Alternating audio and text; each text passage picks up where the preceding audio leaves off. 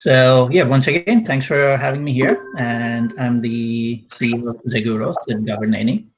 And we are a cybersecurity company here in San Francisco. And a little about my background.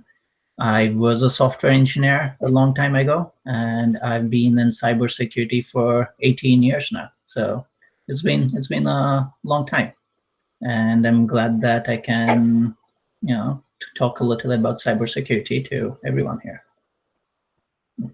So Zeguro is a cybersecurity and a cyber insurance company. I'll tell you a little about it at the end, but we essentially help companies understand and decrease their cybersecurity risk against hackers.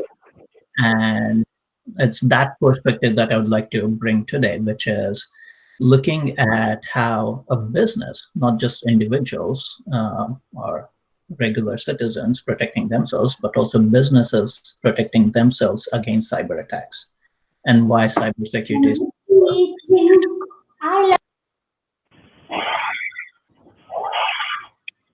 Looks like we have some noise coming in from somewhere. Everybody is muted now, so you can probably continue. Yes. So just a little context as to why cybersecurity is so important. This will help you understand the complexity and the extent of the damage that cybersecurity attacks can do. So in 2021, next year, it is expected that $6 trillion will be spent in trying to deal with the damage of cybersecurity. There are 3.5 million job openings for security professionals in the world today. So if any one of you is really interested in finding a job right now, go study cybersecurity and you will have a really good job tomorrow. And there are 2,200 cyber attacks happening every day. That's huge. That's a lot of cyber attacks happening every day. And the primary reason that these hackers are attacking companies is because they want money. The number one reason is for money. So, for example, someone goes and attacks a small business which is storing your credit card data, or a hospital that has a lot of information about patients, whether it is information about the medical history, the drugs that a patient is taking. All of this is really expensive data. And hackers steal this data to then sell it in the black market. That's one way that they make money. Another way of making money is through ransomware or extortion. It's like kidnapping, but really for data. Someone logs into your systems, puts in a malicious piece of code, and it logs down all of your computers or all of your databases. And until and unless you give the hackers some money. And the big reason is politics. So, for example, the Russian interference with the US politics or the US elections in 2016. So politics lead to a lot of cyber attacks from different countries on different countries. But one of the biggest reasons, the way that cyber attacks started is because of passion and fun that these hackers want to do. So, for example, in 2017, a young software engineer or someone who was just excited to hack into computers jailbroke one of the PlayStations. And as a result, Sony sued that little kid, that 17-year-old kid. And this kid was only hacking in because he was quite interested in that. So passion does lead to a lot of cyber attacks. People just don't want to do it for fun. Now, how do these hackers perpetrate these attacks? The number one way of doing this is by targeting people, the employees at a business. For example, someone can send an email from the health ministry saying that if you open this Word document, you will see information on how to protect yourself against coronavirus. Someone opens that, and that will install malware onto the laptop or the computer. So there are many ways of hacking businesses, and the number one route is through employees. To protect businesses, the three key pillars for cybersecurity. Every business looks at, or should look at, three aspects: people, processes, and technology. It always is a combination of focusing on these things. On the people side, as I was mentioning, the number one reason for cyber attacks to happen is people. Just people who do not know how to protect themselves, how to protect their data, how to protect a company's resources and data. And the best way to help people understand is by training, telling them how to use Wi-Fi networks, how to make sure that they have strong passwords, when they should be changing passwords, or making sure that people are aware on how to configure the firewalls at home. Now that everyone is working from home, everyone should be making sure that their firewalls on their home routers are strong enough to prevent cyber attacks. So there always has to be a big focus on people. Now, to add to that, the company should also have the right processes in place, the right frameworks. So for example, knowing what to do when someone, a hacker, hacks into the business. What should the business do? And this is an incident response plan that the business should have in place. Making sure that the company does regular audits of all of the IT and security technologies that the business is using. Making sure that there are audits of the best practices that people are adopting. So process has to be in place for any business to be able to understand what to do when there's an attack or what to do before there's a cyber attack. And of course, technology. None of this is feasible without having the right technology in place, whether it is firewalls or antivirus software or loss prevention software. The thousands and thousands of technologies that are available in the industry and the market today. And it is always a combination of these three: people, processes, and technology, that a business should adopt to protect themselves. Now with cyber attacks, right? So as we're talking about it, there are 2,000 cyber attacks a day. And most of these attacks end up being successful. So one of the new trends in the cybersecurity industry is cyber insurance. You know how everyone has insurance against, let's say, a car accident, to pay for any damage to your car when there's an accident. Similarly, there's a new trend of cyber insurance, because a cyber attack will happen to any company. And when there's a cyber attack, the chances of that attack resulting in a real breach, whether it is the loss of data or someone completely blocking access to a company's website, as a result leading to a loss of revenue. Like the business won't be able to make any money. And all of these can then be insured as well by cyber insurance. And this really adds another layer to these pillars of security. So it's the first is to always understand what the risks are. Two is to decrease those risks by having... 7:15.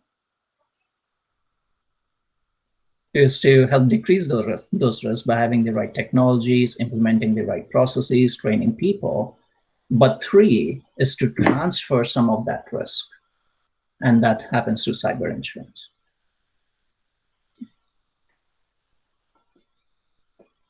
I'll pause here. And Alex or Sanjay, do you have any specific points to cover, or you would like me to cover?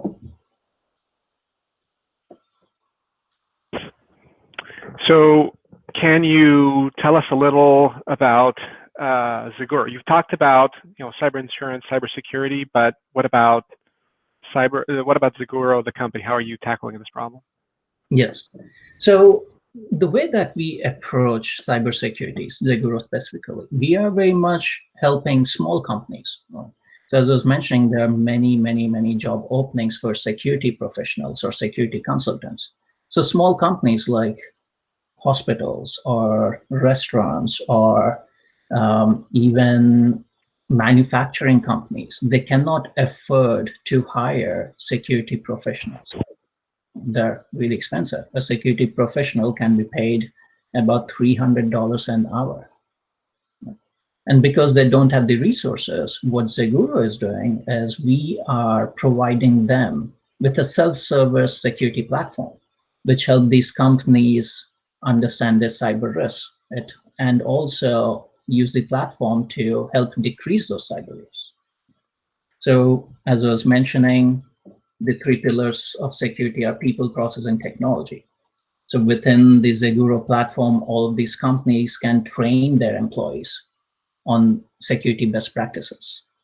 They can create all of the security policies that every employee should follow. And those are the processes that are adopted. And in addition to that, we provide some of the technologies to help understand the cyber risk and decrease those.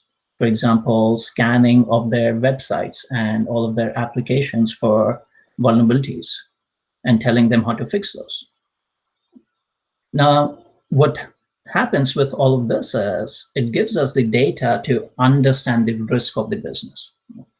And this data then helps us provide cyber insurance to the company. So it's about that holistic risk management, the assessment of risk, decreasing that risk, and transferring that risk using insurance.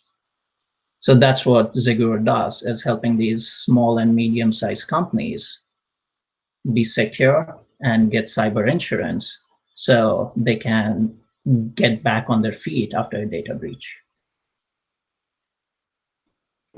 Okay, thank you, Sid.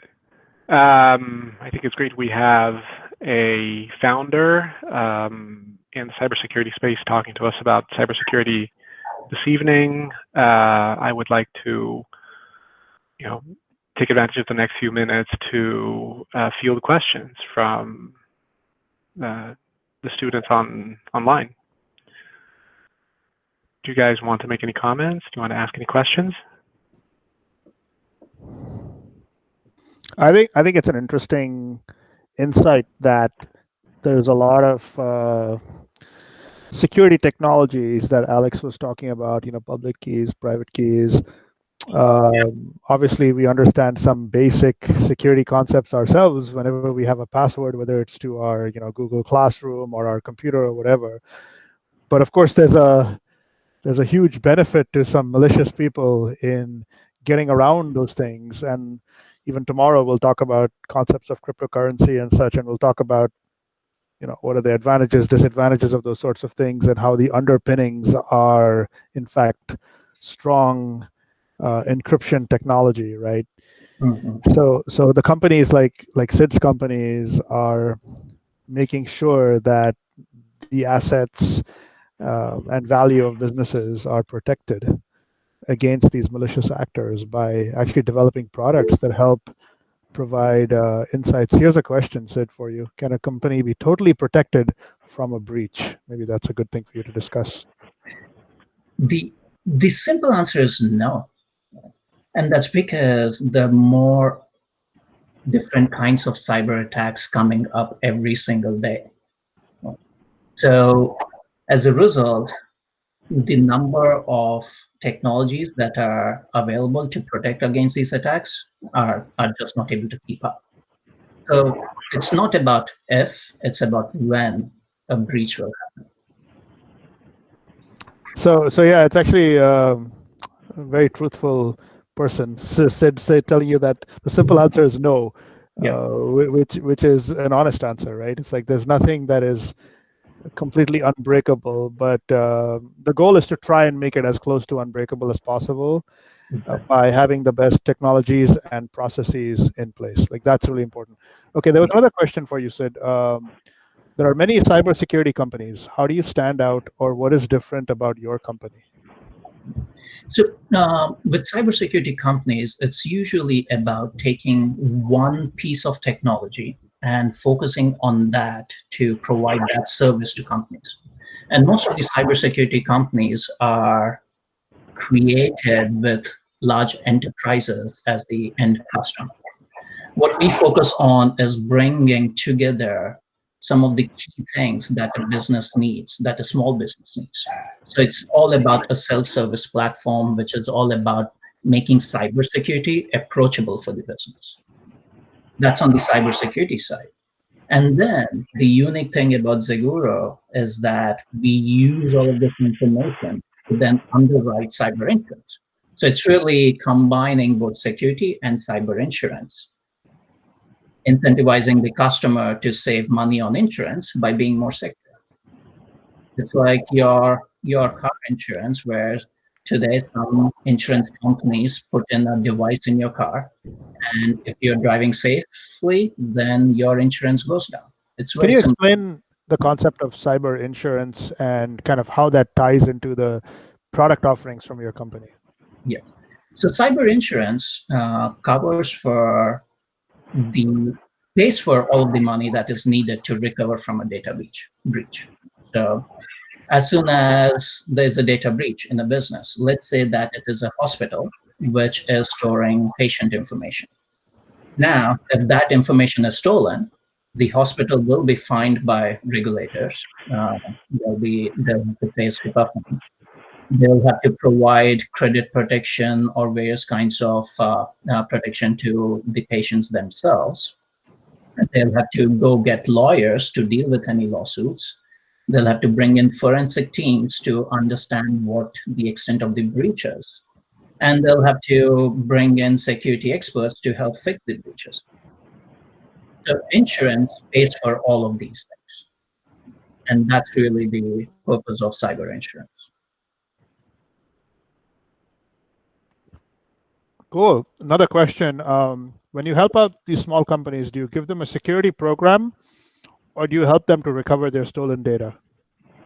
It is both. So the security piece of our platform helps them with creating a security program and being better protected. And then if the business also buys cyber insurance, then the insurance helps recover from the breach and getting back on their feet. Does that make sense? All right. What do you do if your program is breached? Well, first of all, how do you know it's breached? Exactly. That's a really good question. Now, the best that a business can do, any business, including ours, is to do everything that we can to protect against cyber attacks and not let a breach happen. And that's where amazing engineers like Alex come into play to make sure that we have the right infrastructure to protect against breaches. We as a security company take security very, very seriously. So the founders, me and my co-founder Dan, we come from a security background, so we make sure that everything is secure. Our engineers who work with us do sometimes probably might get annoyed by us pushing security best practices all the time, but the goal here is to take every step that we can to protect ourselves. I want to make a comment here that, like with anything in life that is done well, it's usually done well if you think about it from the beginning. You know what I mean? So the trouble that companies get into is when they say, okay, I have this great idea for a service. Let's say it's DoorDash, okay? And so they start DoorDash and it's wonderful and everyone's ordering food and they have online accounts with people who have a balance with DoorDash, or they have their accounts tied to your credit card companies, and then they have the accounts of each restaurant so they can get paid, and the accounts of the drivers so they can get paid, and they have all this stuff. And it's a wonderful service until somebody breaks it because their security wasn't good, right? And usually what happens, unfortunately, with businesses is they're really creative in how they come up with new ideas. Like DoorDash is just one example. And then they come in when things get a little big, or even worse, when they've had a really bad issue happen. I'm just wondering, like, do you have without naming the company? Of course, if you want to name the company, we'll love it. But now, if without naming the company, can you kind of talk through perhaps one security breach or one issue that you may have solved with your company?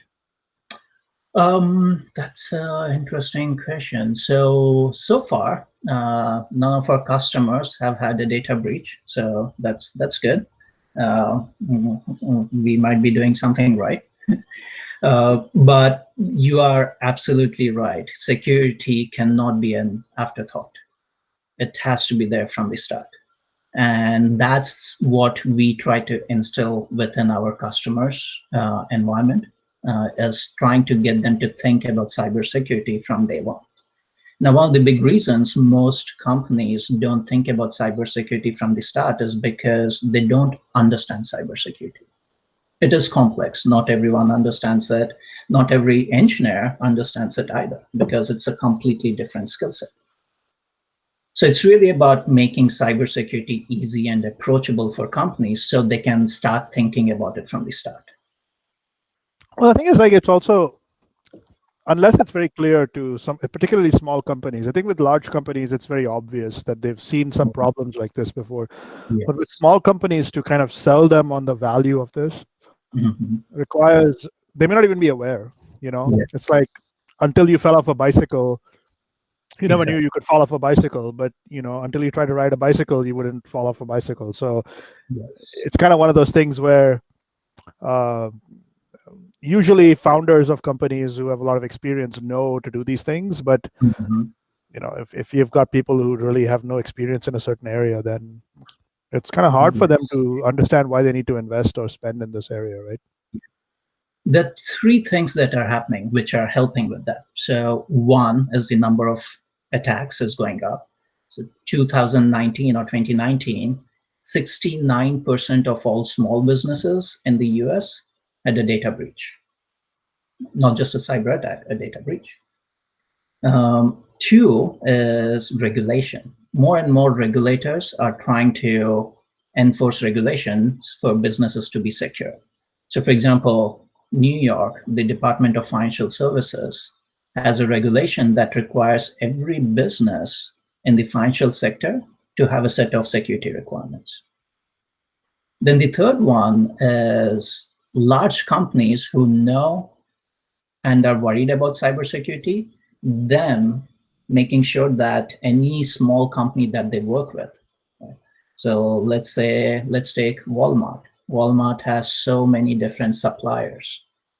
And anyone who deals or touches Walmart's network is required to have security best practices in place. So large companies are pushing their vendors and suppliers to be secure. So this is where we'll see a tipping point this year. Now with coronavirus, everyone staying home, working remotely, there are more and more cyber attacks happening. And this will also help companies be more diligent and aware of best practices. Is there any particular type of data that you think is more valuable than other type of data? Yes, healthcare data is the most valuable. So any information about patients, the PHI, which is personal healthcare information, is the most valuable for hackers. They do get a lot of money when they sell it in the black market. Wow. I did not think about that. That's true. Why? Yeah, but who wants to buy that data?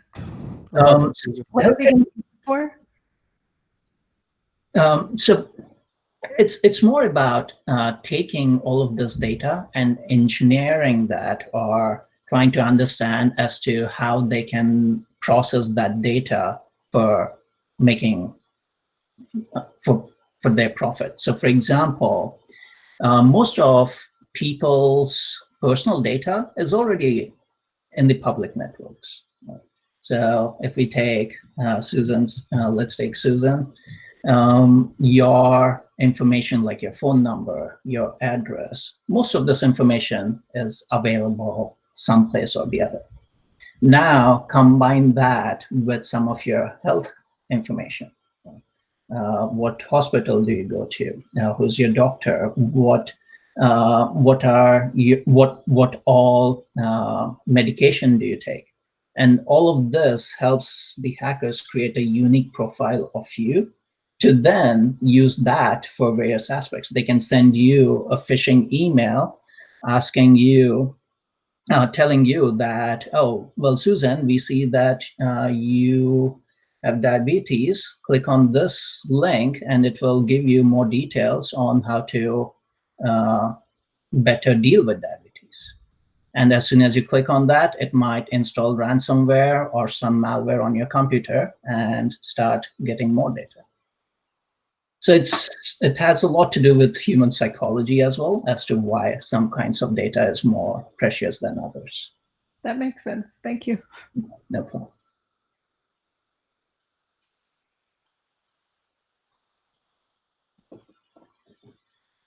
Okay, wonderful. Thank you very much, Sid. Thank you, If we everyone. don't have any more questions for Sid, I will resume with our regularly scheduled class and finish the session on security. Thank you so much, Sid. And by the way, you're more than welcome to stay. Alex is a great teacher. Great, I might. All right. Present. Thank you.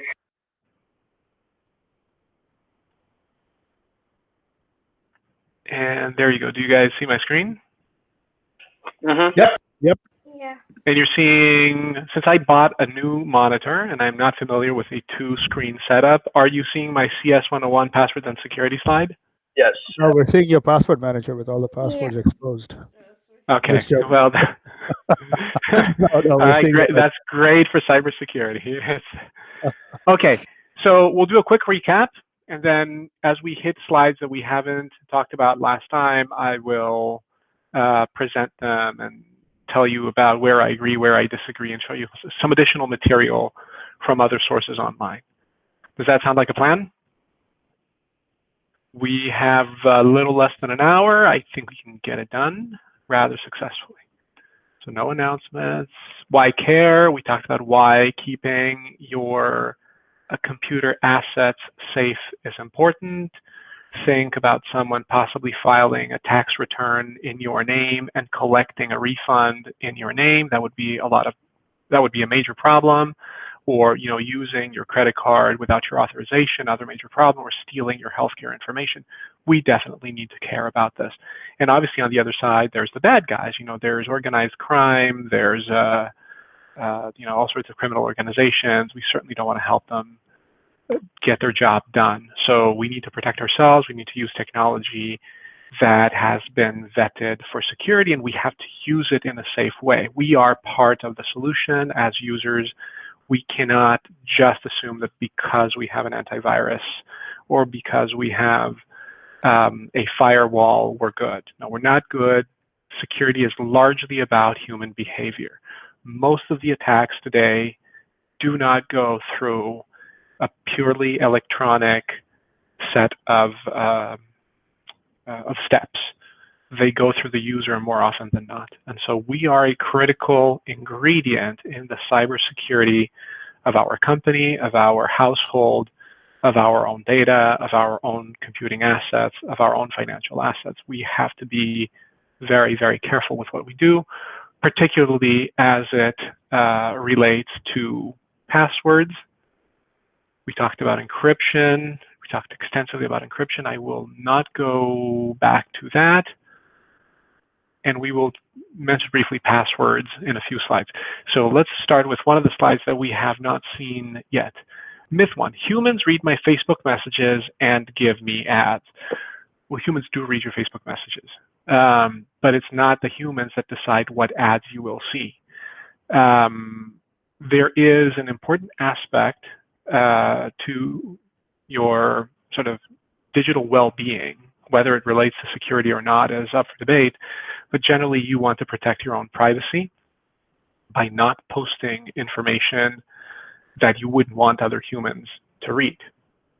And so humans do read your Facebook messages. Humans do read whatever you post online. And if they don't read it today, when you may want them to read it, they will read it a year from now or 10 years from now when you will no longer want them to read it. So be very, very careful with what you post. Make sure that what you post is sensible. Make sure that you're not offending anyone. Make sure that you're expressing your ideas in a respectful way. That's very, very important. Make sure that you're not posting images that portray you in a way that you wouldn't want to be seen. So that's part of your security in a very broad sense. It has potentially little to do with cybersecurity, but it's a very important aspect of our digital well-being. So humans do read your Facebook messages. Keep that in mind.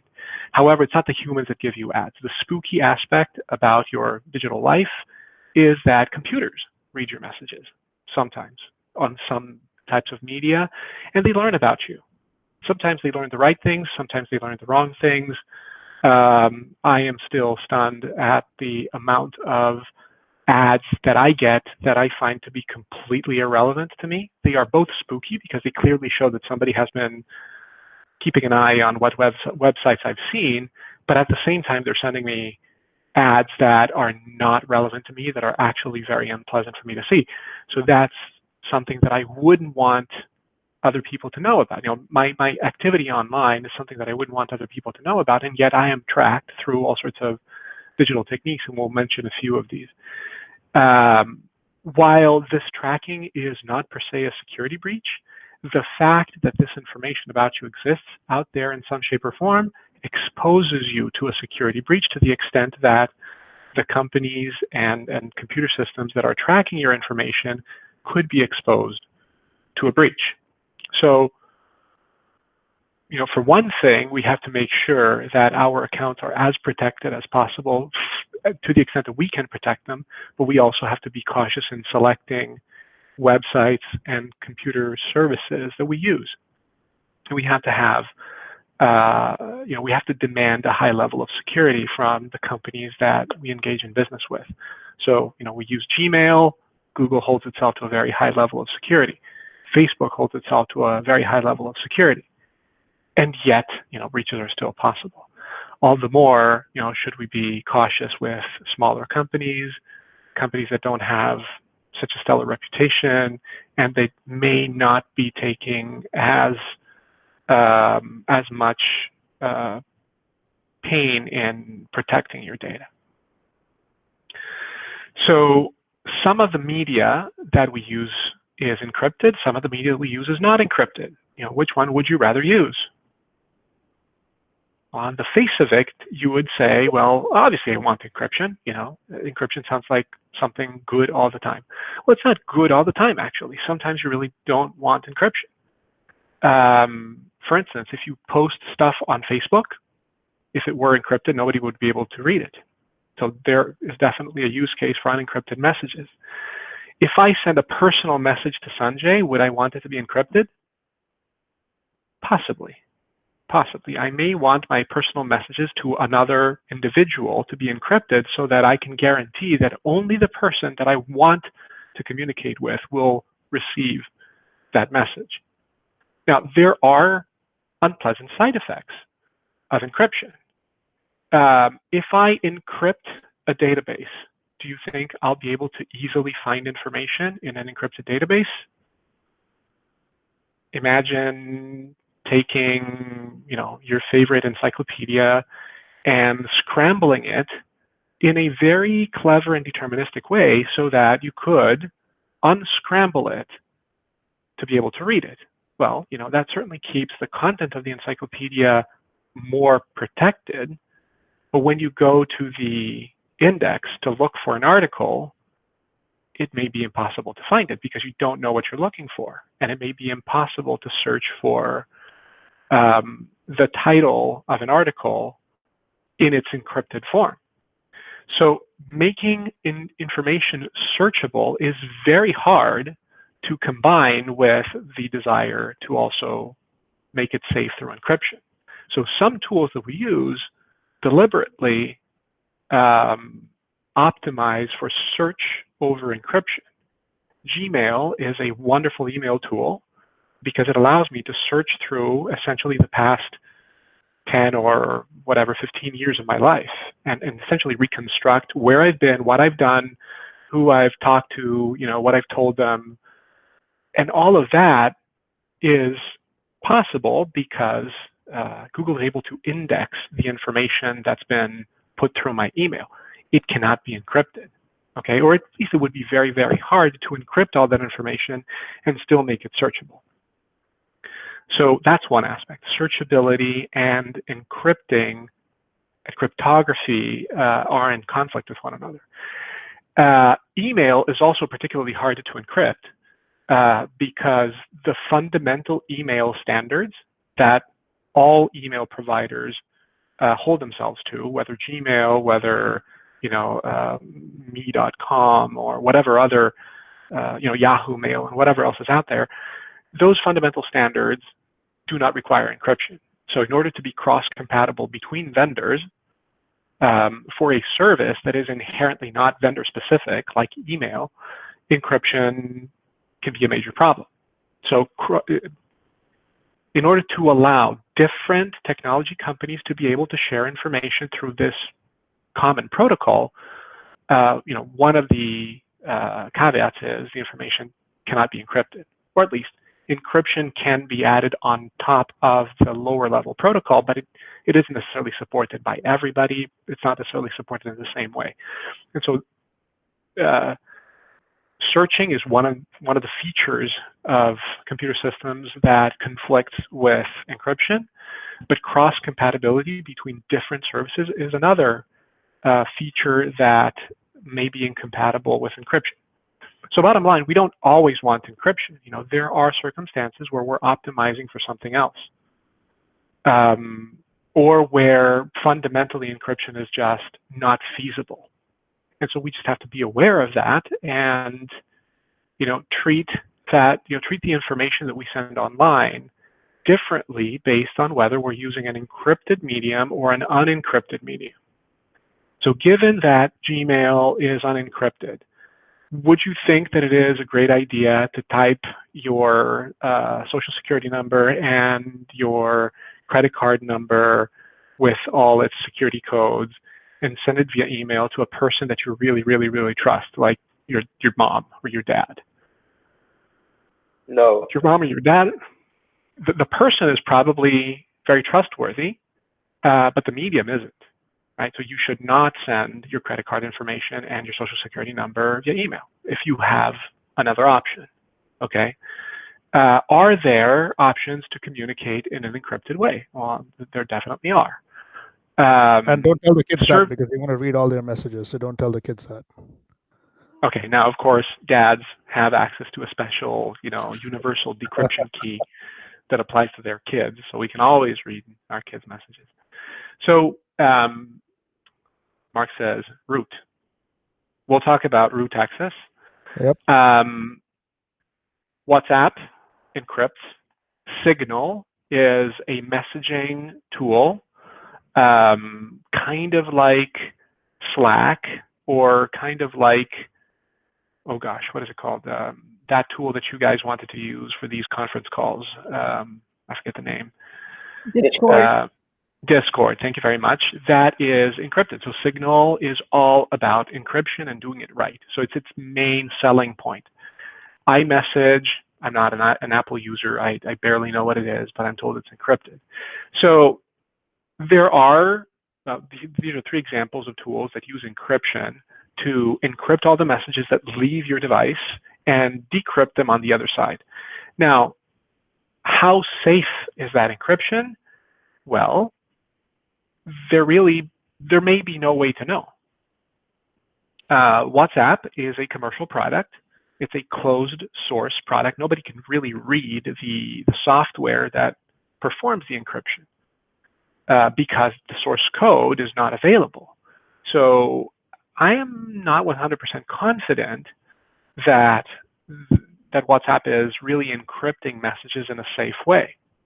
On the other hand, a tool that encrypts messages using an open source library, an open source algorithm, where I can actually read the code and convince myself that it's correct. And even if I don't have the ability to read the code and convince myself that it's correct, somebody else out there has the ability to do that and will do that.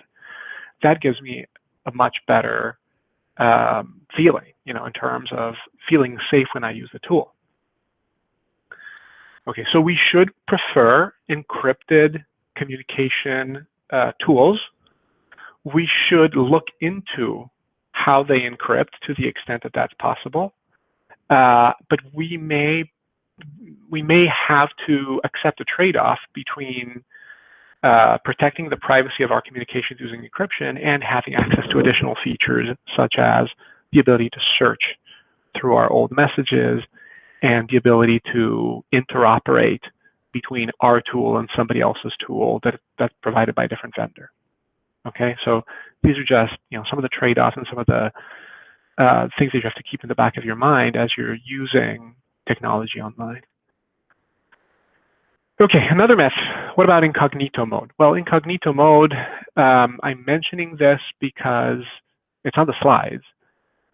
I actually think it has very little to do with cybersecurity. So let's talk about what it is, what it's for, and how it relates to your privacy and how it does not protect you. So what is incognito mode? In incognito mode, let me see if I can show it to you. I pulled up an incognito window. Do you see it? Probably not. I would have to reshare it. Right? You're not seeing my incognito window now. We don't see it. Okay, so stop sharing. How do I do this? Present entire screen. Okay, there you go. Now you should be seeing my incognito window. Right?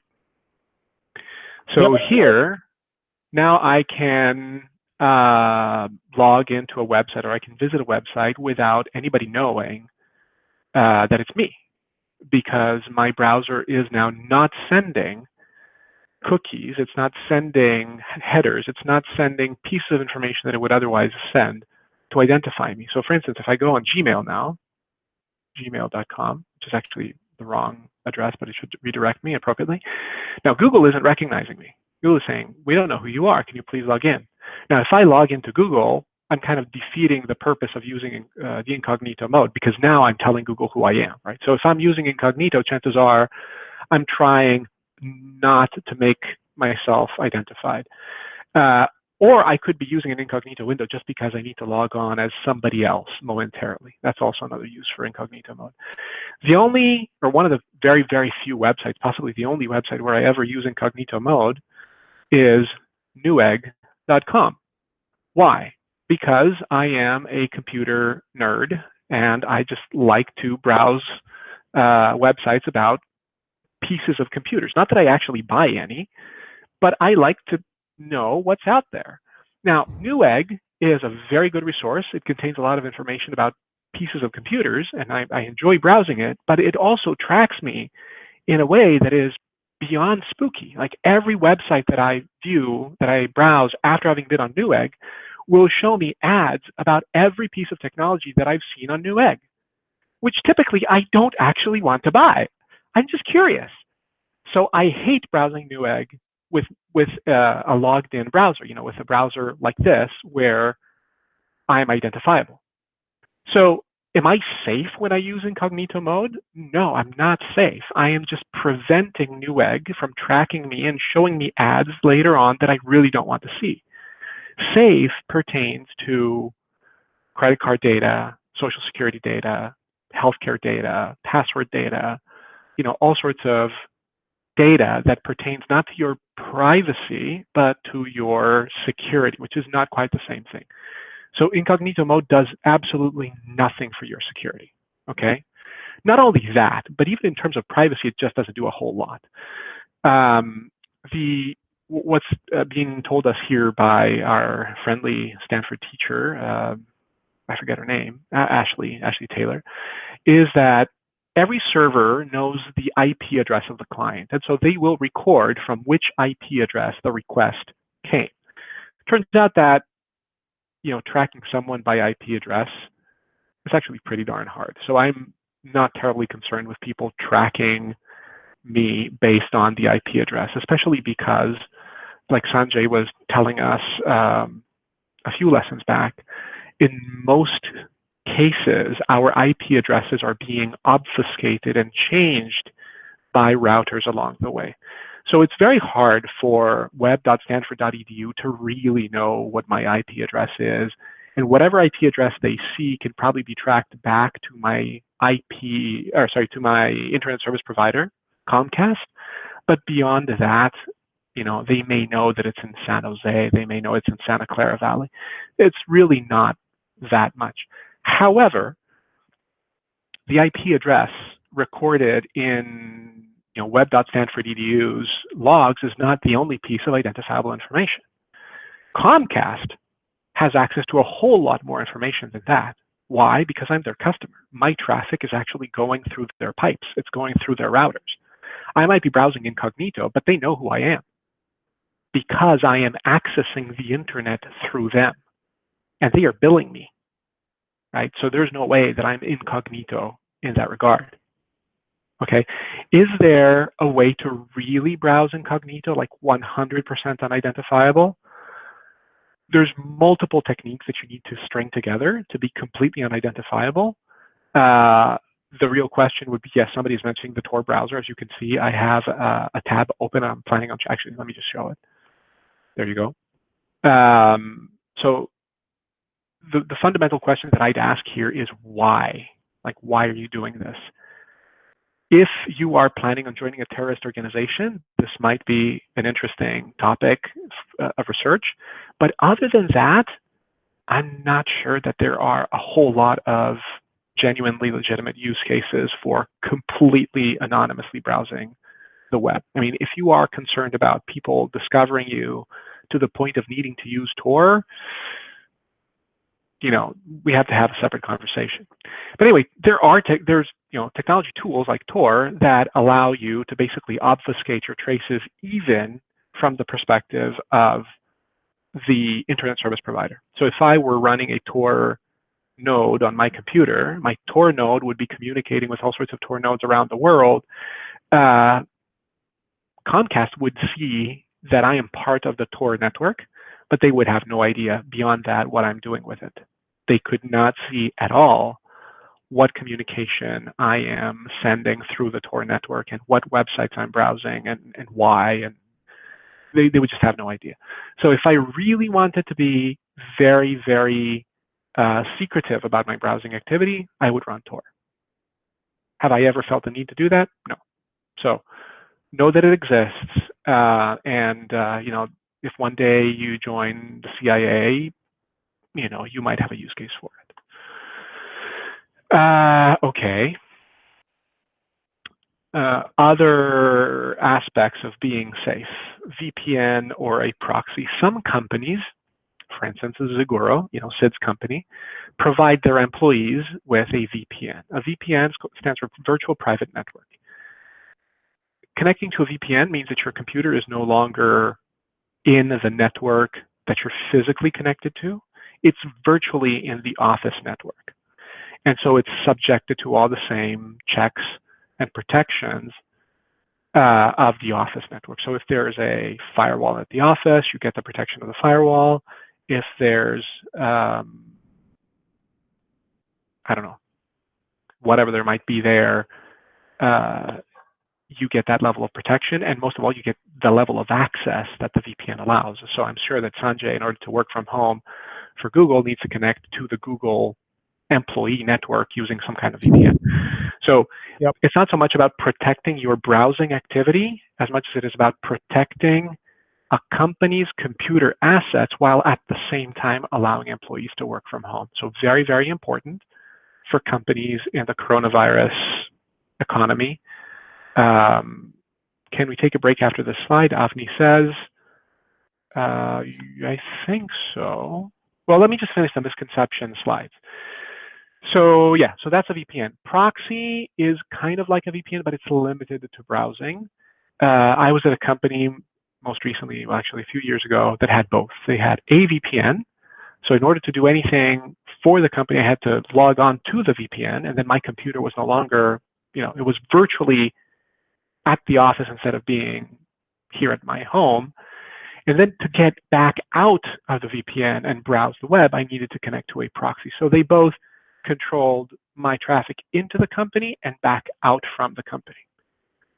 So high level of security that they wanted to enforce. How secure were they really? I don't really know. I thought that, you know, the IT staff was just throwing products and technology at the problem. I felt that, you know, there was a lack of coherence. And so I'm not 100% sure that they were really safe, but they had the tools in place. So quickly back to passwords. We talked about passwords. Since we have a couple of slides about misconceptions regarding passwords, I'll mention these things again. My password is long and non-guessable. I can use this password for all my accounts and I don't have to be worried. For one thing, imagine that one of the accounts that you have is with a less reputable company, which is likely. You know, many kids have accounts on websites that offer some kind of online gaming experience. Those companies aren't quite as big and important as reputable as Google, and they don't necessarily have a going concern. You know, they haven't been around for 20 years, and they aren't planning on being around forever. So they may actually be in the business of stealing your passwords. You are sending them your password. So if you're using that same password anywhere else, and if they are bad guys, they could use that password to log in your name to whatever other website you use that password at. Point number one. Point number two, what happens if their database their password database gets stolen? And we'll talk about how passwords get stored and how they get potentially protected while they're stored and how they could still be cracked. But conceptually, if somebody's database of passwords gets stolen, your password gets stolen, right? So if you've reused your password in more than one place, well, the breach that one company experienced might result in the breach of your accounts in a bunch of other places as well. Let me show you a website that I highly encourage you to be familiar with, and you may have seen it already. Have I been, and I've never really learned how to pronounce this word. Maybe some of the younger fellows on the call can help me. Pond? What was that, Nathan? Pond. Pond. Okay. I'm not entirely sure what the etymology is of this word. I think it relates to being owned in a video game. In other words, being crushed by another player. Maybe it's like password owned or something. That could be it. Something like that. Something like that. So, have I been password owned?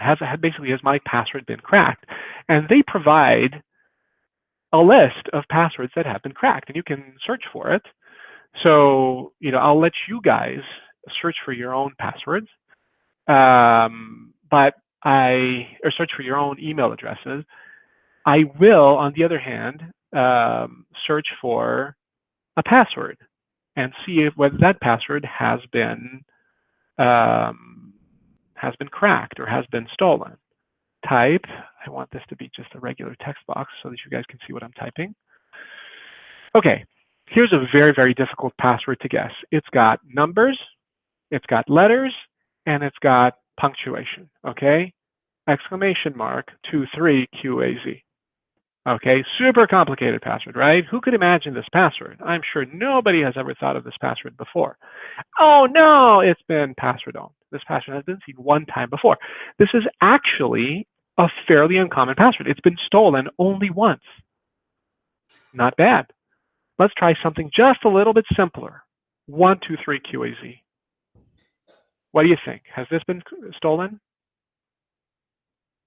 Yes. I'll vote for yes. Yes. It's been stolen 57,476 times. Okay? The difference of one character. What's that? The difference of one character. Difference of one character. So what's the takeaway? The takeaway is you want long passwords. You want passwords that are long enough that you would not ever consider trying to remember them. And you want a mechanism for systematically creating a new and very long password for every website, for every service, for every opportunity you have to create a new password. Okay, never reuse the same password. Never use passwords that are short enough that they could fit in a dictionary attack. Okay, we'll talk about dictionary attacks that are used to crack passwords. Be aware that the level. That site, how secure is it if you are putting a password in? Like, I don't know.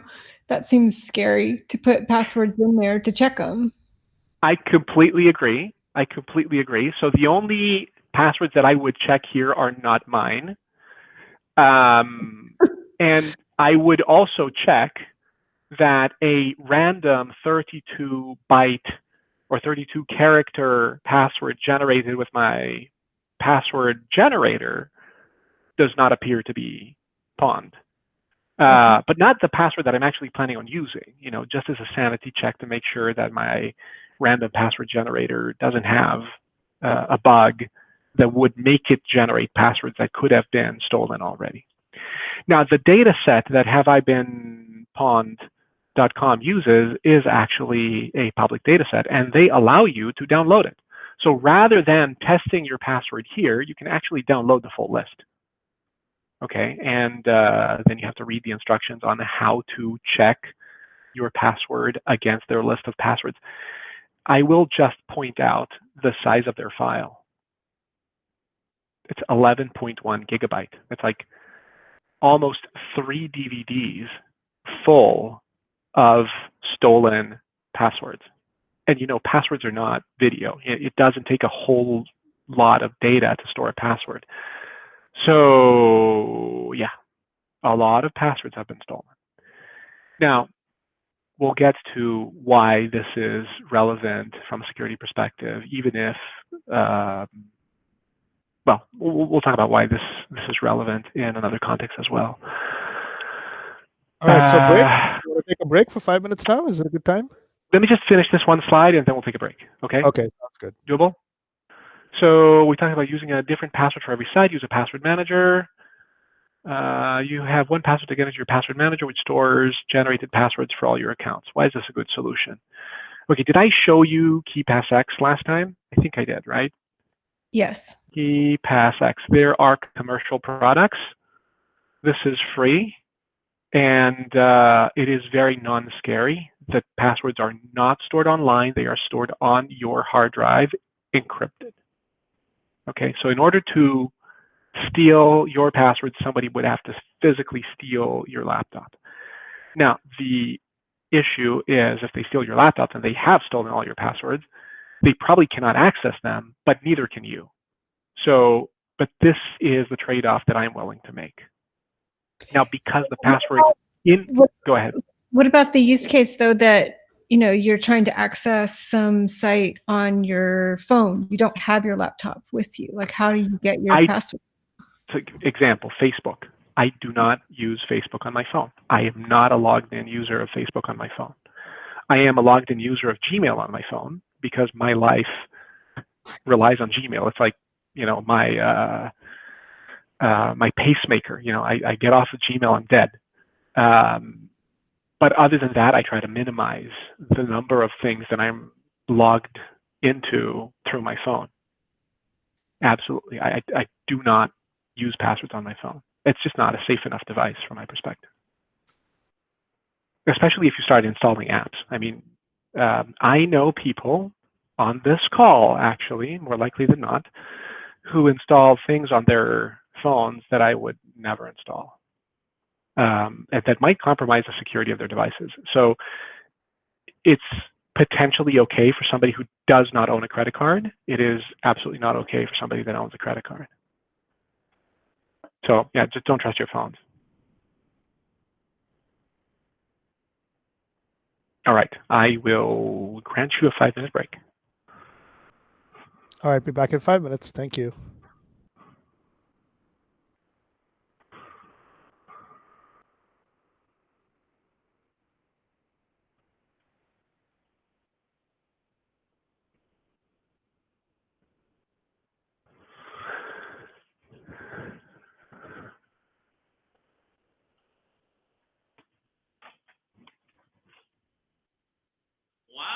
aren't you cool?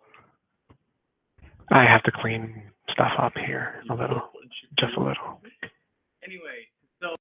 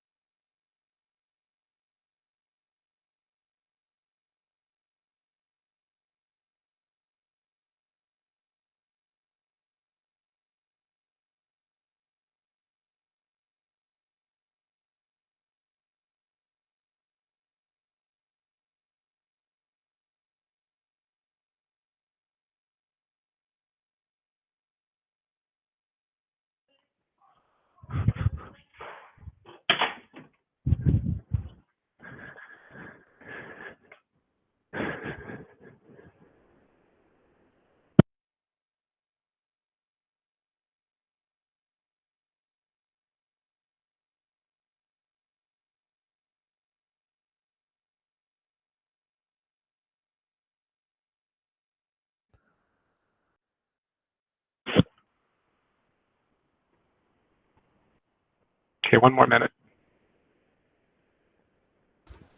Yep.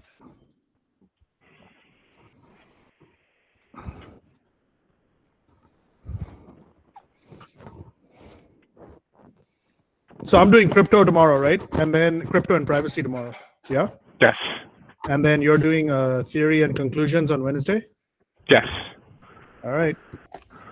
And then on Thursday we start the advanced computer science class, right, Alex? Yes. C++, functional data structures, numerical optimization. Let's do it. Okay. Multivariate regression. That sounds very confusing. We're just joking. We're just joking, man. This is like ultra geek humor. Yeah. Well, may not even be that ultra geek actually. But in a couple of days, when we talk about computer science theory, I will try to present some of the really geeky things that people study in the science part of computer science, which can be really fun, completely void of any application, but lots of fun for a, for a geek. Depending on your sense of humor, exactly. Yeah, exactly. Okay. So I briefly mentioned hashing as a way to store passwords, and I want to show you an example. You remember that I told you that no website should store passwords the way they are. So here are traditional ways of hashing things. So a hash is a function that transforms input into output of a predetermined size. So it kind of looks like encryption, but it doesn't allow you to decrypt. The whole point is to get a unique value that is associated with your input, but that cannot be decrypted back into the original input. So here's an example. This is a really long and even longer password.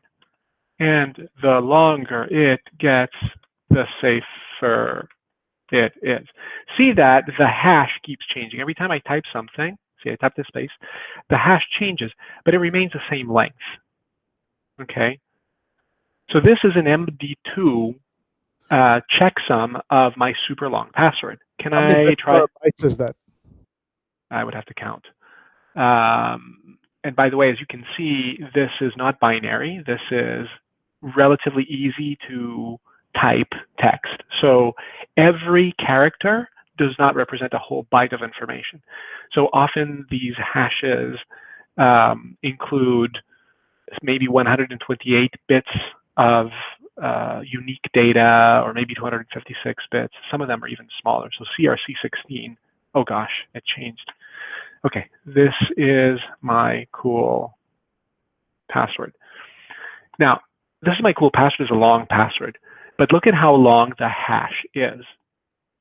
It's really only 4 characters. So it doesn't matter how long I make my password. At the end, it's really only 4 characters. Do you think CRC16 is a safe hash? No, it's not a safe hash. It's too easy to craft a completely different password that has the same hash. And if I can find a different password that has the same hash, I can log in. So if the website does not store the real password, but only the hash, it means that any password that generates the same hash allows you to log in. If the hash is too short, it's not safe. So let me copy my password. Let's try something a little bit more challenging, CRC32. As you can see, this is just a little bit longer. Is this safe? No, it's not safe. Let's try MD2. MD2 is very long. Oh, this must really be safe. Turns out MD2 is not safe. This is kind of an old hash that was superseded by MD4. Same length, but safer. Superseded by MD5. Same length, but safer. What does MD5 is all. What does safer means that it's harder to find a different password that has the same hash. Now, I could hash a password in a trivial way. Say that I want to create a hash that is only, say, 16 characters long, right? Here's a way to do my synthetic hashing. I can just count to 16. 1, 2, 3, 4, 5, 6, 7, 8, 9, 12, 10, 11, 12, 13, 14, 15, 16. There you go. That's my hashed password, right? Every password is going to be compressed into no more than 16 characters. Okay, that's a way to hash. But it's completely unsafe because it's very easy to produce 2 passwords that are different but have the same hash, right? If I can add anything I want here and the hash doesn't change because I'm only looking at the first 16 characters. So a very important feature of hashing functions is that they have to look at the entire string. They have to look at however much information is in the original password. And they have to be very sensitive to small changes in the password, right? If I change just one character a little bit, instead of this is my cool password, or this is my cool whatever, I just do this. It looks the same, but it has to generate a completely different hash. It has to be very, very difficult to identify strings that will produce a given hash. So research keeps improving on these hash functions. Currently, SHA-256 is thought to be relatively safe. So my cool password is now safe. Okay, this is a very long hash. It's a 256-bit hash, and I'm not aware of any vulnerability. I'm not aware of any statistical analysis technique that allows a hacker to do anything better than just try all possible combinations until they find something that matches a given hash that they want to reproduce. So this is a good hash. But anything smaller than SHA-256 or anything older than SHA-256 is currently considered to be unsafe, including things like MD5 that have been used extensively up to a few years ago and now are absolutely no-no. There are even stricter hashing functions. SHA-512, guess what? It's longer. Same algorithm, same technique, but longer. SHA-3, I believe, is a new generation of hashing function. And I don't want to say anything stupid, but I believe it was designed with, what is it called? With quantum computing in mind. So quantum computing is very powerful, and it has a way of cracking encryption and cracking hashing that is not accessible through ordinary computing. So a whole new generation of encryption techniques and a whole new generation of hashing techniques is being developed that is going to be resistant to quantum computing style hacking. So I will post this website in the chat, and you guys might be interested in testing out your own passwords. These guys don't actually store the passwords, they just encrypt them in real time in the web page. So there was a question on the chat, which was, why is hashing useful? If data is hashed so it cannot be unhashed, isn't the data effectively lost? That's the whole point. We want to lose the identity of the data, but we want to be able to compare that two versions of the data or two copies of the data are actually equal to one another. So if I create an account on, say, Google, I don't want Google to store my password, but I want Google to be able to check that the password that I'm using to log in is the right one.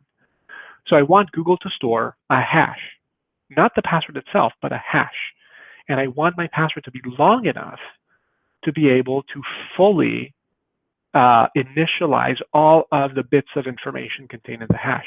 So if my hashing function is SHA-256, which is still pretty secure and fairly widely used, it's got 256 bits worth of information. Now, if I am using just letters, there are, 26 lowercase letters. I might occasionally use an uppercase letter, but as you can see here, there's only one. So for the most part, it's like 26 characters.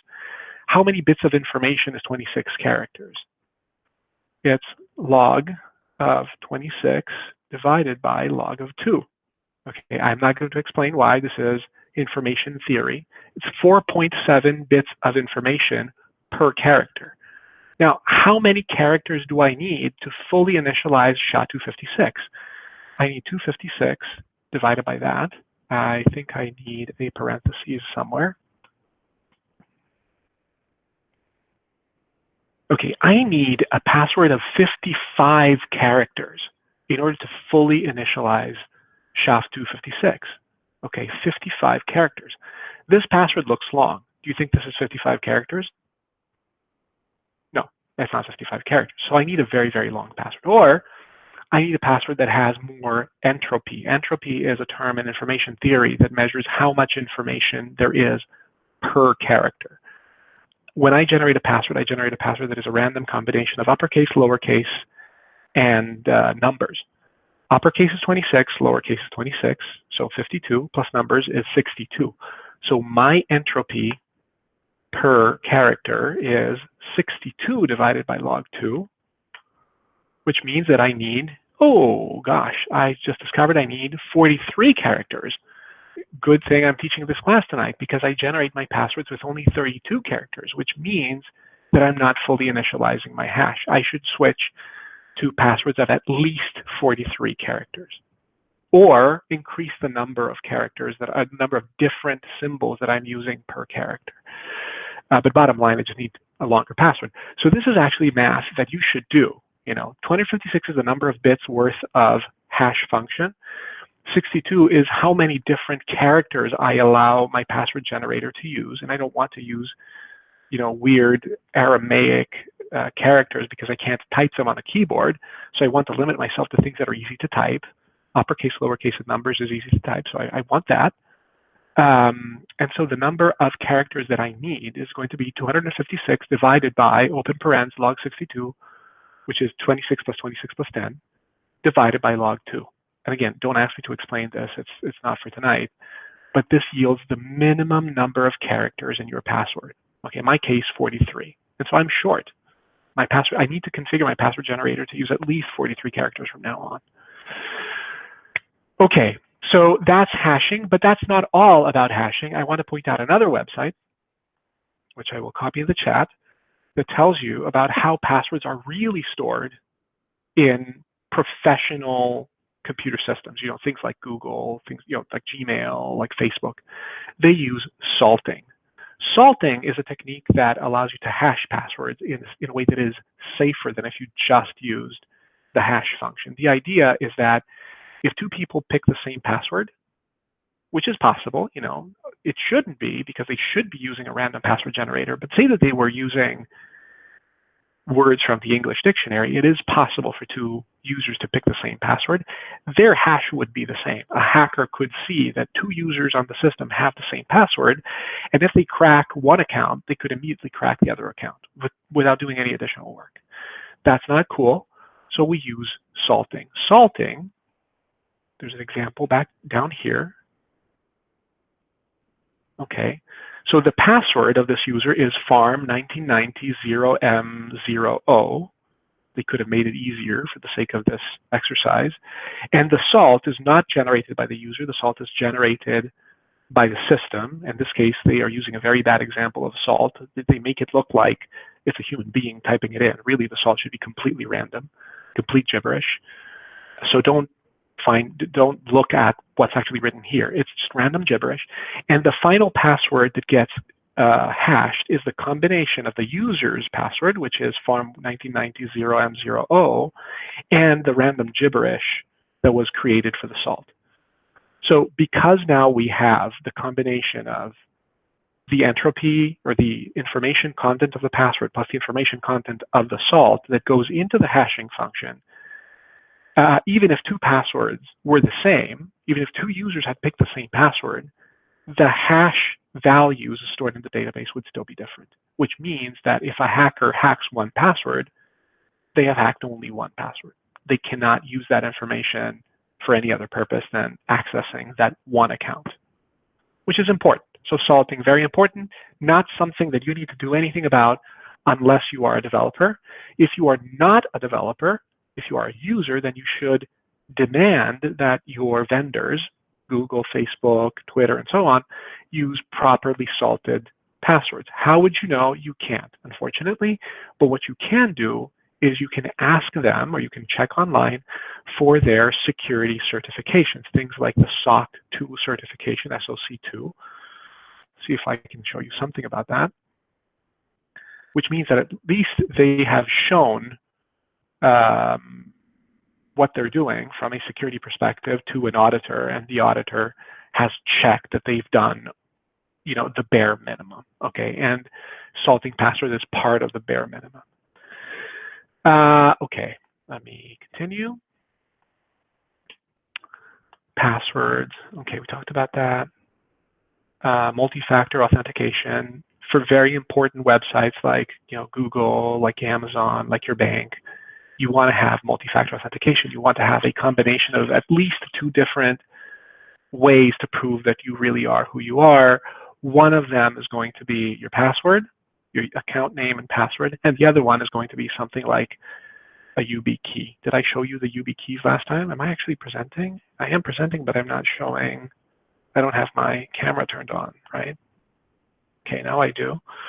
So this is a YubiKey. It's a physical token.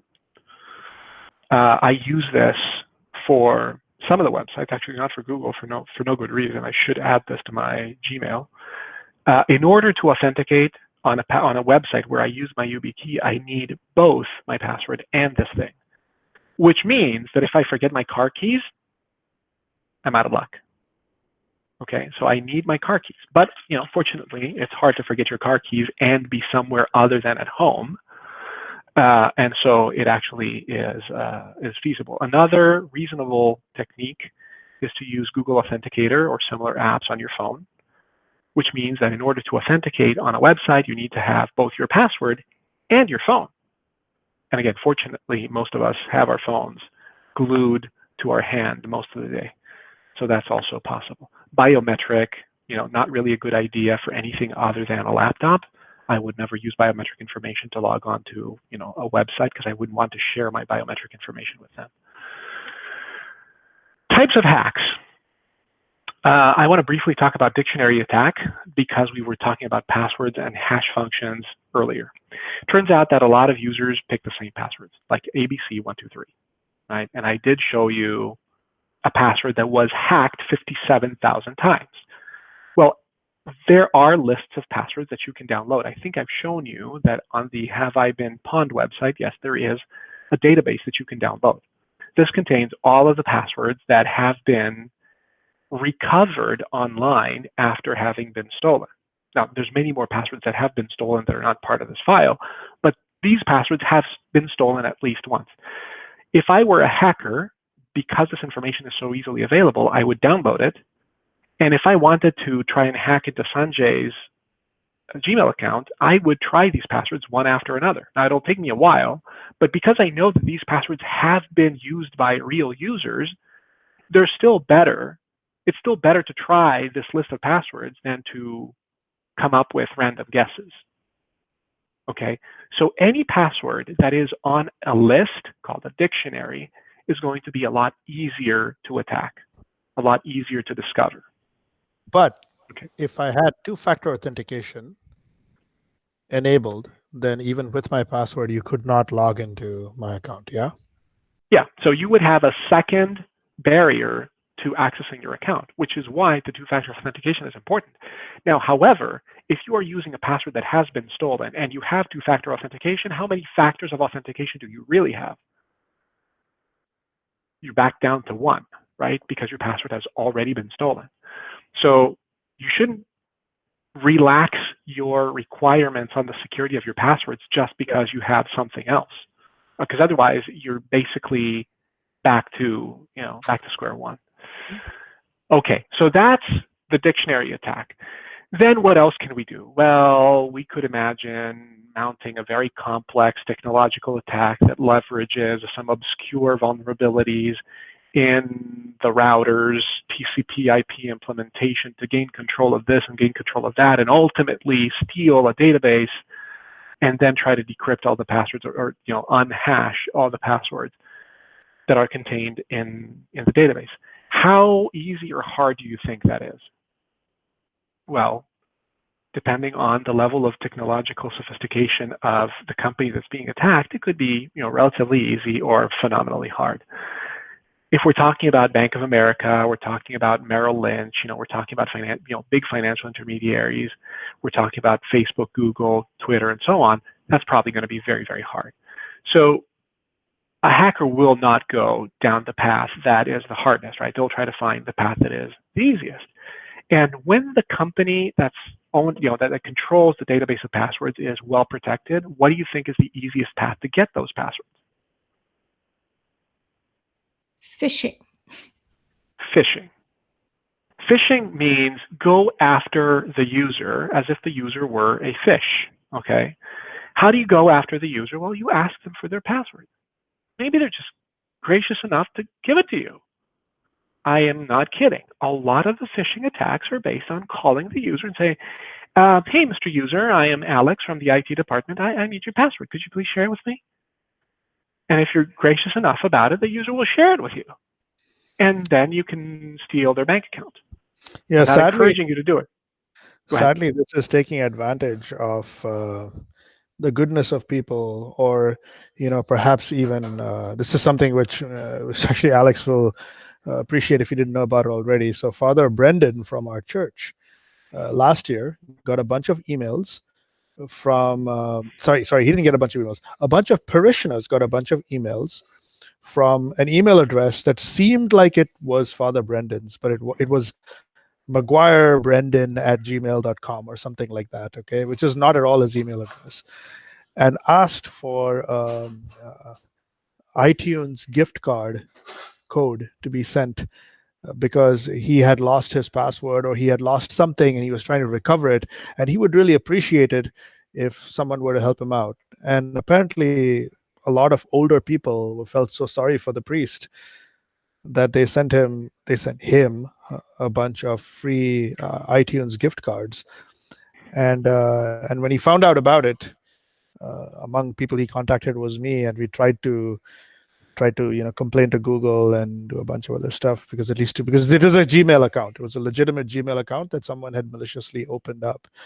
And so this is a great example of a phishing attack where someone essentially takes advantage of your goodness, or they call you and say that they're the IRS or whatever it is, and unless you respond to this message within the next 3 days, and they can be quite persistent and quite scary, that they will send you to jail and someone will come and arrest you. And if people aren't really familiar with this sort of thing, they can get really scared. One of our friends who's 75 years old in Alameda, which is a town about 40 miles north of San Jose, paid $250 to a phishing attack person who claimed that they had control of his computer. They had nothing. They didn't have control of the computer or anything. Poor guy. Anyway, so this is the thing. And then don't forget, once you pay them, you've probably paid them with your credit card. So it's like, not only have you lost the money, but now you've given them the keys. Compromise your credit card. Aye. Okay, more types of hacks. We'll try to be quick here. Viruses and malware. There's all sorts of software that can be downloaded on a computer, run on a computer, that can replicate and leverage vulnerabilities in the operating system and the network and so on to disseminate itself and take control of your computer in various ways. Often these viruses create botnets. They create networks of computers that are distributed all over the world that take orders from a master virus control center. And so hackers can use the computers that run the virus to mount an attack against somebody else. So in addition to potentially having your computer compromised, you can be a bridge to go for the hackers to attack somebody else. And there's actually legal responsibility here, right? If the attack comes from your computer, whether or not you did it, you could be legally liable for it. So antivirus is important. Generally, running an operating system that is somewhat safe relative to viruses is also important. I will not mention the name of the Microsoft operating system that is most susceptible to viruses, but there are other operating systems that are less susceptible to viruses that I encourage you to look into. Malware is not a virus. Malware is stuff that you download because you think you want it, and because it claims that it provides some useful feature, maybe a game, and behind the scenes it'll do something nasty.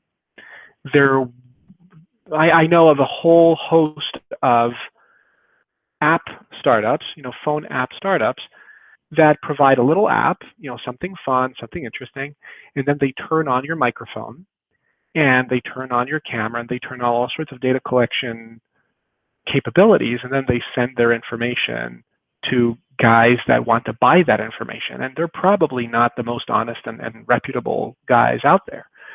So, when it comes to a cell phone, make sure that whatever app you install does not use permissions, does not ask for permissions that you wouldn't expect them to ask for.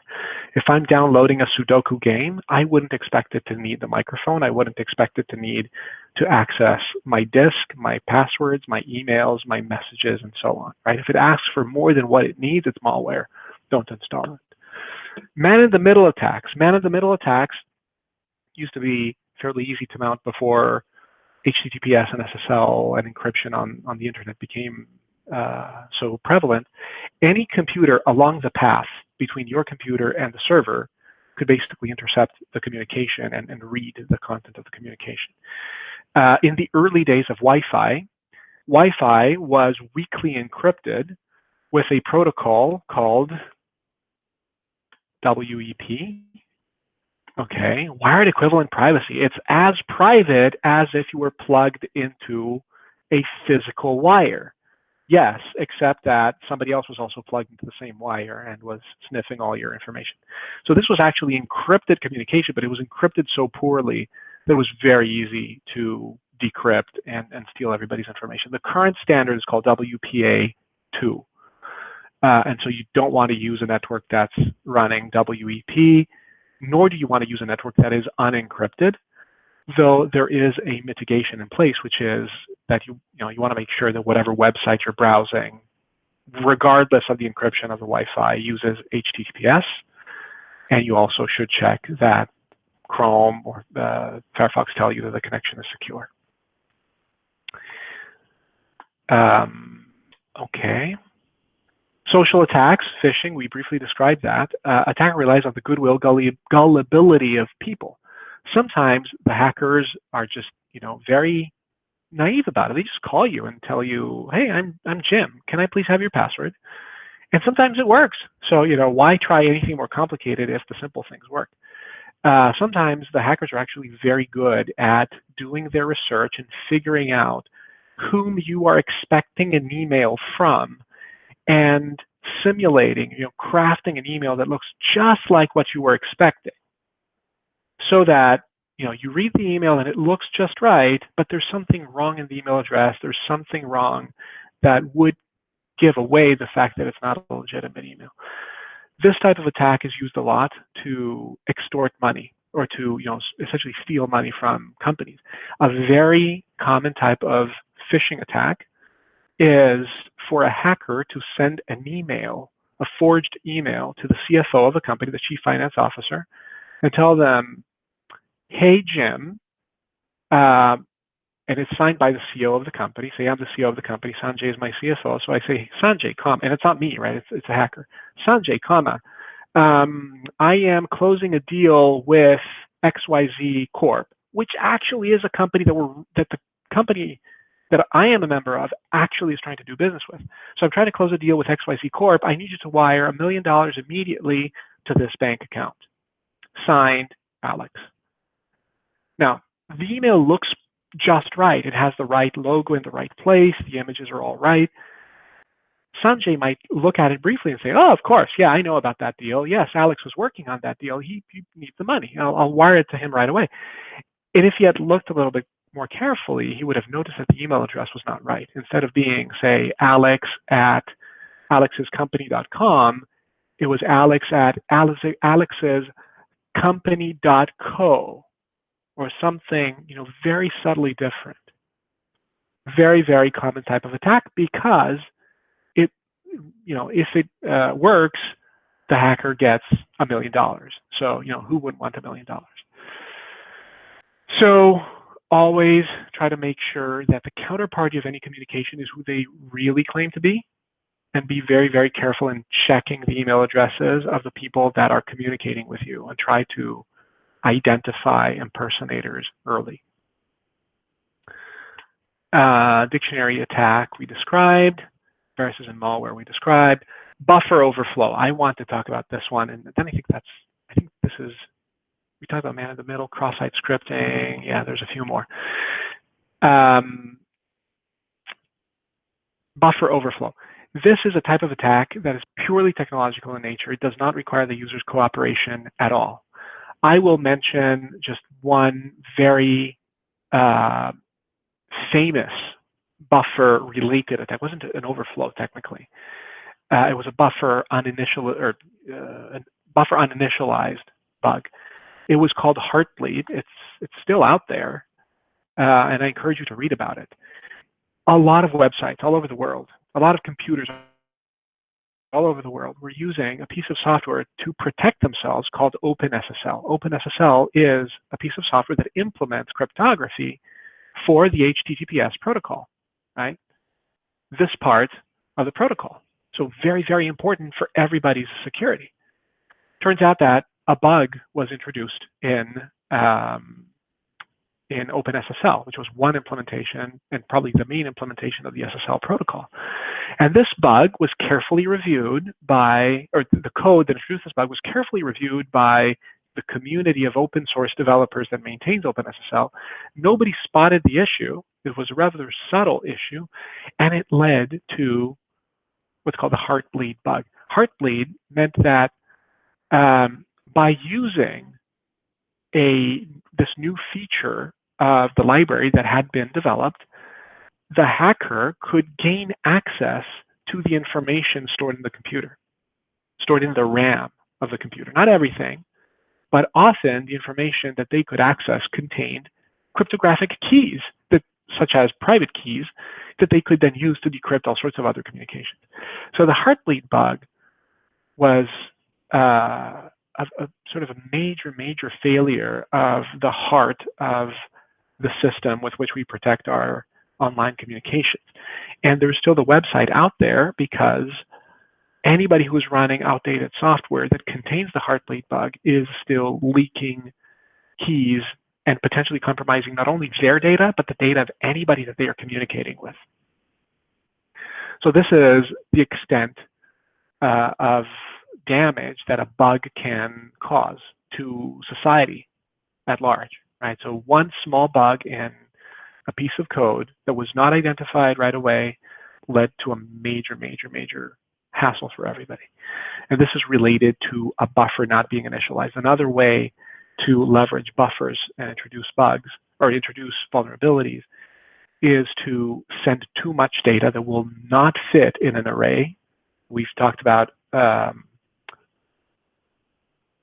forget whether we talked about arrays in JavaScript, but sometimes, the array is just, say, 10 characters long and you send it 15 characters.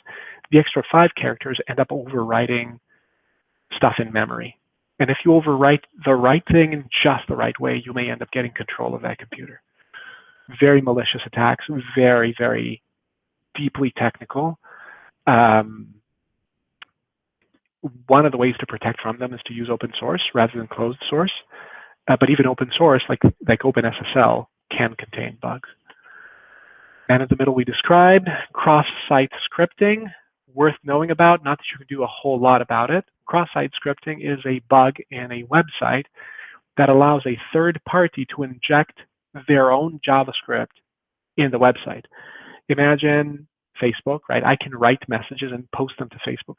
If I could post my own JavaScript to Facebook, anybody who displays my message could be running my JavaScript. And my JavaScript would be running inside their Facebook account. So I could cause significant damage. I could leak all sorts of pieces of information. I could take control of their account. I could do very, very malicious things with cross-site scripting. So developers of web applications like Facebook and Twitter need to make sure that they will prevent JavaScript from being injected by a user into their website. Cookies are little pieces of information that are stored in your browser. The one thing I want you to know about is that they contain your account information. So if we go to a place where I'm logged in, for instance, I say Google Meet, and we look at my developer tools, where's that? Network performance, memory, sources, console, application, cookies. There you go. All these cookies are secret stuff, right? I don't want you to copy them, so I'll close it. Those cookies contain my connection to Google right now. So if somebody has my cookie, they are logged in. They don't have my password, but they are logged in. They have been, it's as if they had already been granted access by having logged in. So very, very critical. Anything that can exfiltrate cookies from the browser can cause tremendous damage. cross-site request forgery. This is a type of account, or this is a type of attack where somebody sends you some piece of information that contains a URL to your bank, for instance, or a URL to Google, or a URL to Facebook. And by displaying their email, their JavaScript gets run, or their, not even JavaScript, in this case, their URL gets displayed. You click on that URL, and that URL makes Facebook do something with your account that you would never have wanted it to do. This, for instance, is a way to get people to send you, to send the hacker money. Now, the hacker cannot exfiltrate information this way, but they can get you to do things on your account that you would not want to do. Again, this is one thing that you can actually do something about to some extent. When you see a link in an email, be very, very careful about clicking on it. Read it carefully, carefully, carefully. And if it's anything suspicious at all, don't click on it, okay? Because it could be, especially if you're logged into your bank account in the same browser, you're clicking on a Gmail link, but you're triggering a money transfer on your bank. So be very, very careful about clicking links on a browser where you are logged into two different places. How do you prevent XSS and CSRF? They say log off applications when not using them. I really don't think so. I mean, whoever logs off of Gmail, whoever logs off of Facebook, at some level, you need to trust the vendor. I certainly trust Gmail. I trust Facebook. I would not trust some gaming website that I decided to create an account on. So if I want a gaming website, I want to make sure that I use an incognito window for that, so that in that window, I am not at the same time logged into Google. I'm not at the same time logged into Facebook. I'm not at the same time logged into my bank. So this browser that you see here is logged into a bunch of places. I have other browsers that are logged into a different set of places, and I sort of maintain a separation of domains, of security domains. And there are certain websites that I would never use in a place where I am logged into Google, Facebook, bank, and so on. Don't let your browser store passwords. Use a real password manager. Don't use your browser. Though arguably Google Chrome does a very good job of storing passwords. So I'm not sure that I fully subscribe to this advice. I am all about using password manager, so I don't store my passwords in a browser, but that doesn't mean that it's necessarily a bad thing to do to store your passwords in Google Chrome. And good browsers do protect you from both cross-site scripting and CSRF type attacks.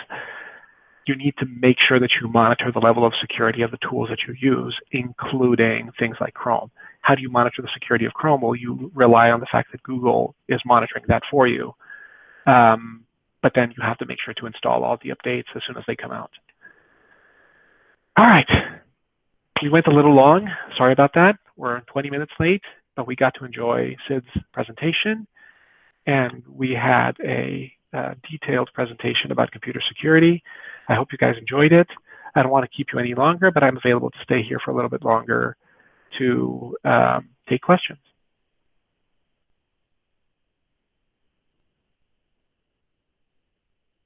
Can I add one more thing that people need to be aware of not doing is taking quizzes and then posting the results to Facebook? That's not in these slides, but I see people doing this all the time, and they typically are like, or things like the street you grew up on, plus like names that you come up with, like the street you grew up on and the name of your elementary school. These are all things that people can use to steal your identity. So I don't know if that's helpful for here, but just for people to hear, don't do that. That's generally part of my earlier message about be careful about what you post online. Be considerate about your future self.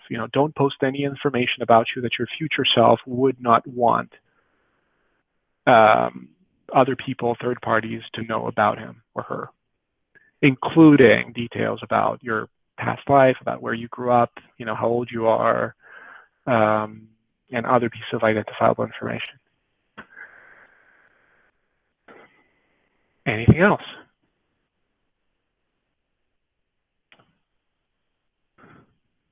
Cool. All right, everyone. Thank you. Any other questions? If not, we'll conclude. Alex, thank you so much for going into a lot of detail. And tomorrow we'll pick up with some other fun stuff. Any other questions from folks?